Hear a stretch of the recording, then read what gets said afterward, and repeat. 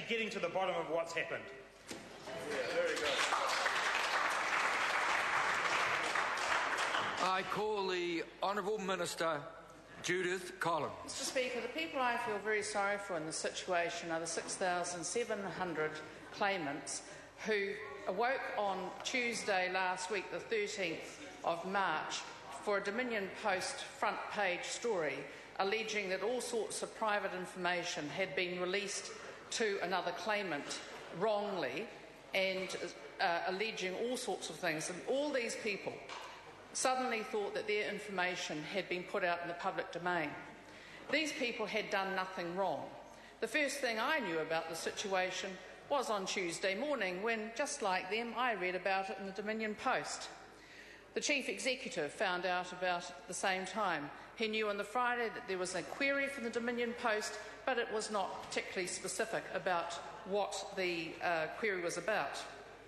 We've had people, all these people now contacted by ACC individually, and where they haven't been able to be phoned, they've been written to be told what information was actually in that data spreadsheet.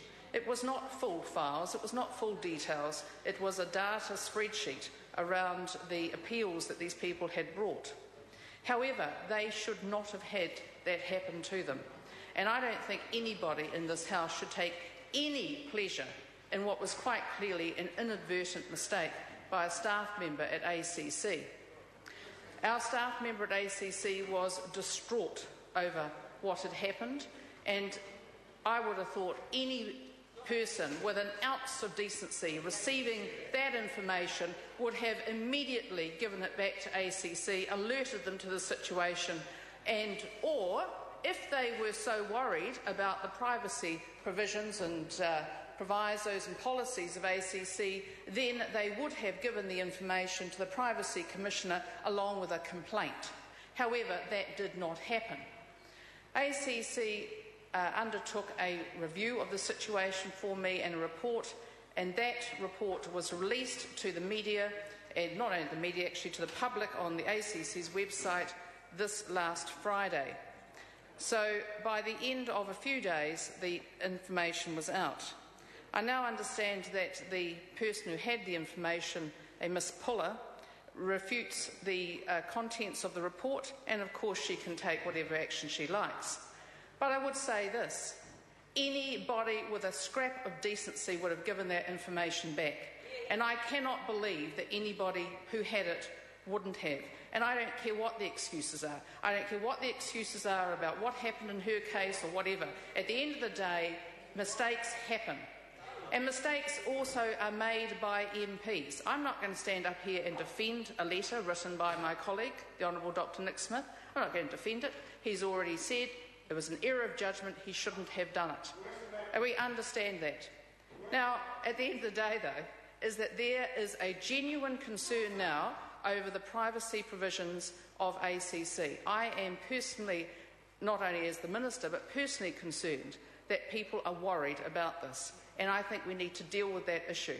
The Privacy Commissioner was brought in on Tuesday as soon as the situation was known, and she is working on terms of reference with ACC to go into everything about this. And when the member says, oh, they knew about it, no, they didn't. They didn't know about this one. They were told in the meeting, and according to the report, and I wish that member would read the report and stop trying to make fun out of the situation, that they were told is that there was information that was alluded to in a meeting, said, but not actually what was released or where it was.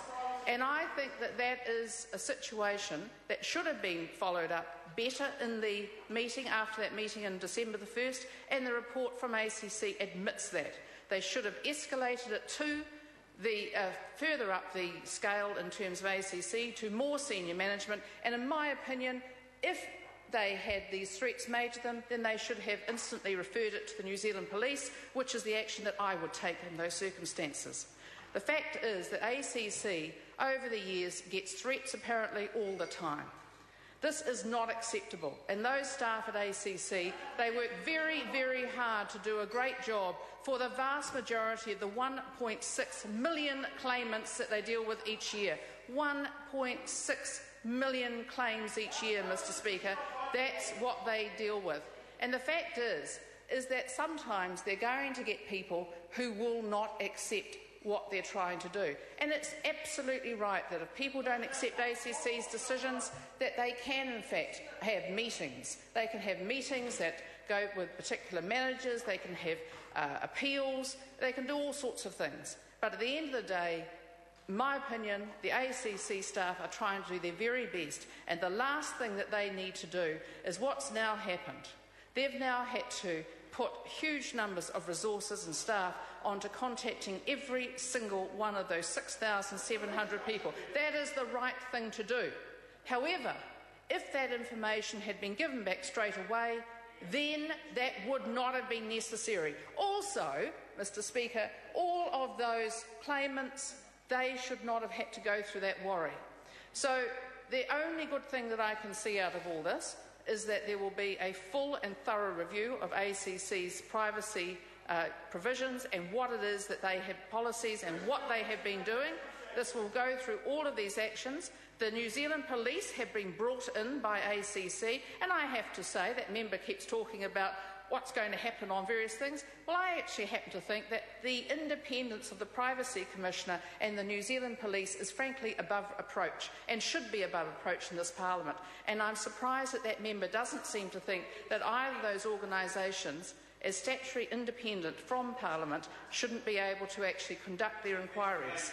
And I would say to that member who asked the questions that actually, if he has any information, then why doesn't he make it available to the Privacy Commissioner? Why doesn't he make it available? If he thinks there is anything that should be taken further, why doesn't he front up with it instead of just sitting there making baseless allegations? I'm surprised that the Deputy Leader of the Opposition, who's resumed his seat, should allude to what did I know. I'm happy to tell them what I knew. I found out on Tuesday that there was a situation. I took action, as a minister should do in those circumstances. I asked ACC to sort this out, to find out what was going on and to report and to make that report public, because I did not want anything being hidden from the public, and I don't think any person in my situation would have done anything other than that, because we had 6,700 claimants whose privacy had been breached. Yes. Was it knowingly? No. Not by the person from ACC. Was it breached by someone else? I think so. However, the Privacy Commissioner will no doubt look at that too. And I would say to anybody, if there is any information that they have relating to this matter that they think will actually help the Privacy Commissioner in her deliberations and her report, then I urge them to bring this information to her.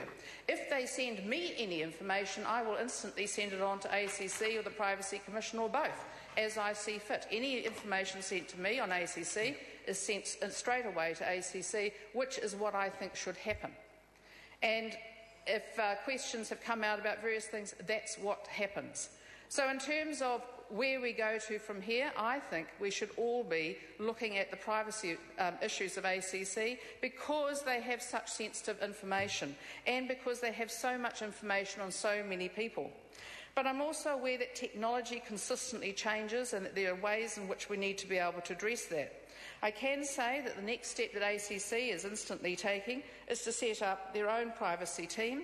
They have established a dedicated 0800 number and team of specialist staff to respond to questions following what's happened. They are putting out a press release today about that, and I can tell the House that the contact number for this is 0800 745 254, and this information will of course be available on the ACC website. This is not something that the ACC staff members wanted to happen, but it's not something that hasn't happened in the past. It certainly happened under other governments, and if the members really wanted me to talk about that, I could. But the fact is, well, no, I'm not going to go on about it, because at the end, unless they want me to, really want me to, because at the end of the day, this is actually not a fun matter. This is a very serious matter, and I'm very concerned that people have been put to a dreadful amount of stress and strain, plus ACC upended in terms of having case managers coming off their work to have to sit and ring at people and let them know what's going on, which is the only thing they could do in the circumstances, in my opinion. I'm pleased that the new Chief Executive fronted up straight away on Tuesday once he realised what had happened and took responsibility for it and set in train the steps that need to be taken to be able to have this matter resolved so that people can once again have the confidence in the ACC privacy systems. I will say, though, to members too, is that many people who have worked in these sorts of areas, either in law, as myself, and as members of Parliament, we come across some people who are incredibly focused on their issues. So focused that they can see conspiracies everywhere and that they do not accept that sometimes decisions are going to be made that they find difficult to live with. Okay, maybe some of these decisions are the wrong decisions. But the fact is that sometimes someone has to make a decision, then it can be appealed, or that efforts can be made to overturn that decision. There's nothing wrong with that. There's absolutely nothing wrong with people saying, I want to appeal, I want to speak to senior managers, I want to do these things. There's nothing wrong with that at all. But what is wrong is that when one receives private information that is clearly not one's own, it is absolutely wrong to not return that straight away, or destroy it, or advise, or send it through to the Privacy Commissioner. And as I say, with all the talk that's been going on today, if anyone has any information, I would like them to please send it to the Privacy Commissioner. My view is very clear. The Privacy Commissioner has wide-ranging powers. The terms of reference I suggest of any report or inquiry should be as wide as possible so that people can be given confidence in the system. In terms of the police matter, of course I can't comment on that because these matters are with the police, and it would be wrong for anyone in this Parliament to try and comment on matters with the police. So in essence, Mr Speaker, this is a difficult situation. I think ACC has fronted up to it properly, that they have admitted fault. They are putting in measures to try and deal with this and to alleviate the distress of the 6,700 claimants who have been treated so badly. But they're also looking at how it is that this happened, how they can prevent a repeat of it, and to give confidence to people in the ACC system. Mr Speaker. I call the honourable member Kevin